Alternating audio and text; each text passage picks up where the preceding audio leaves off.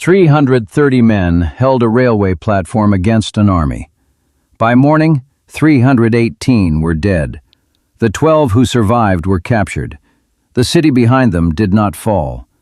Almost nobody outside Poland knows where it happened. Zadwórze, a railway station, 33 kilometers from Lwów. August 17, 1920. One day bought with nearly every life on the platform. Poland had existed again for less than 2 years. That matters. For more than a century, Poland had been carved up by empires. Then the First World War ended, the map moved, and the country returned to the world with enemies already at its borders.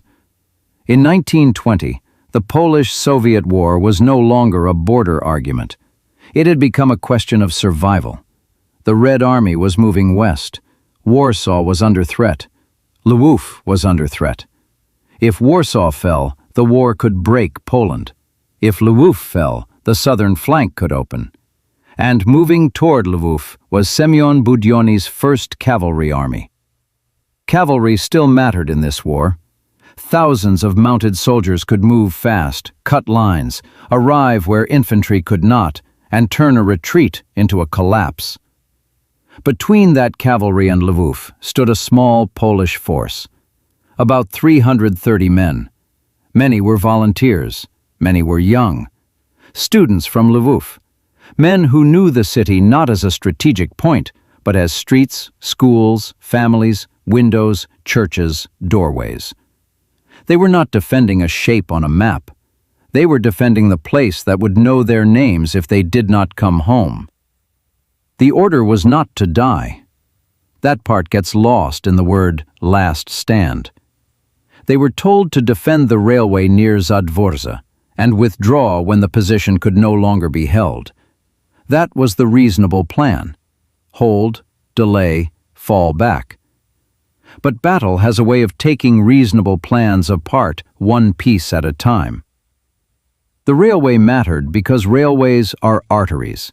Soldiers move through them. Ammunition moves through them. Orders and panic move through them. If Budyonny's cavalry could cut or use the line, Lwów would be more exposed.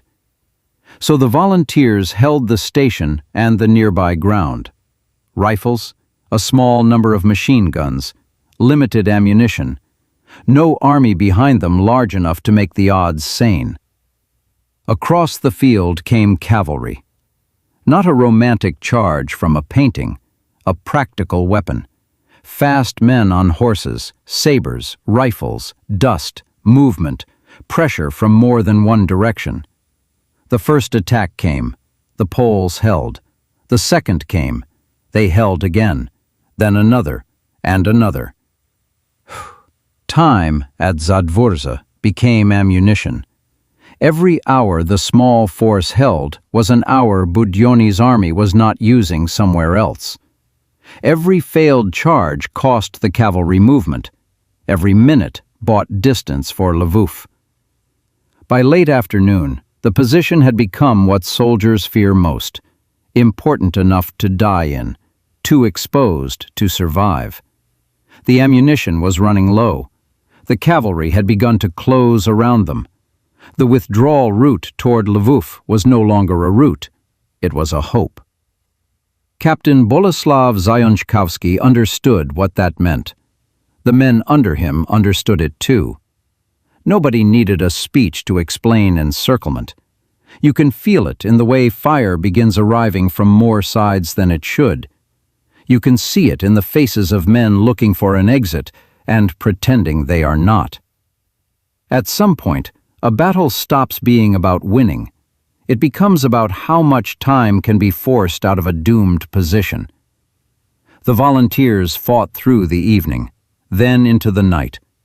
The clean lines of the railway station disappeared into close fighting. Rifles when there was ammunition, bayonets when there was not. Hands, blades, noise, darkness. The kind of fighting that leaves no heroic distance between men. By morning, the Polish battalion had been destroyed. 318 dead. 12 survived. The 12 were captured. Some Polish accounts say wounded prisoners were killed afterward by Soviet cavalry. The exact endings of those 12 men are harder to hold than the number.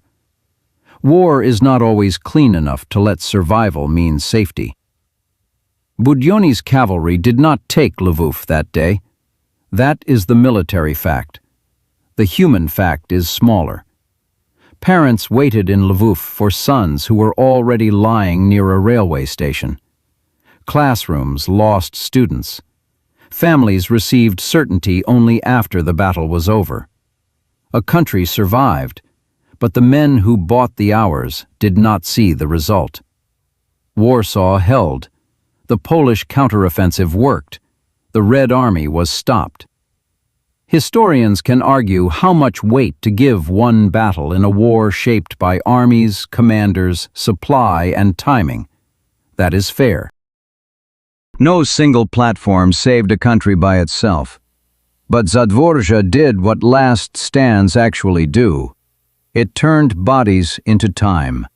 That is the bargain. Not victory. Time. Enough time for another unit to move. Enough time for a city to breathe. Enough time for a plan somewhere else to matter. The men at Zadwórze did not need to know the whole map. They only needed to know what would happen if the cavalry broke through. So they stayed.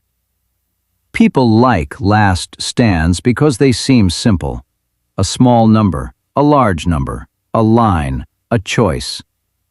But the closer a last stand gets, the less simple it becomes. Staying is not one decision. It is a series of smaller ones. Stay after the first attack. Stay when the machine gun overheats. Stay when the ammunition box is lighter than it should be. Stay when the man beside you stops answering. Stay when the officer looks toward the road and you know there is no road anymore. Nobody becomes brave once. At Zadwórze, they had to keep becoming brave until there was nothing left to spend. There are other stories like this. Japan remembers the night in 1274 when Mongol forces pulled back from Hakata Bay and a storm helped end the invasion. Poland remembers Wizna in 1939 when a small force under Captain Władysław Raginis held back a vastly larger German attack for 3 days before the position was crushed. Every country has one: a bunker, a beach, a bridge, a railway station. The names change, the shape does not. A smaller force stands where arithmetic says it should not. The question is never whether they can win. The question is what their defeat can buy. Zadwórze bought hours. That sounds small until the map is moving fast. An hour can be a regiment arriving. An hour can be a train leaving. An hour can be a message received before the wire is cut. An hour can be the difference between a cavalry army moving freely and a cavalry army forced to stop and bleed against a station nobody expected to matter. The men at Zadwórze did not know how the war would be written. They did not know which battles would become famous and which would disappear into footnotes. They knew the platform. They knew the railway. They knew the city behind them. That was enough. 318 men died there. The city did not fall. So the question is not whether they were heroes. That word is too easy after the graves are dug. The harder question is what a place is worth when there is no one left to applaud you for defending it. Would you have stayed? Not because you were fearless, not because history was watching, because you knew what would happen if you ran.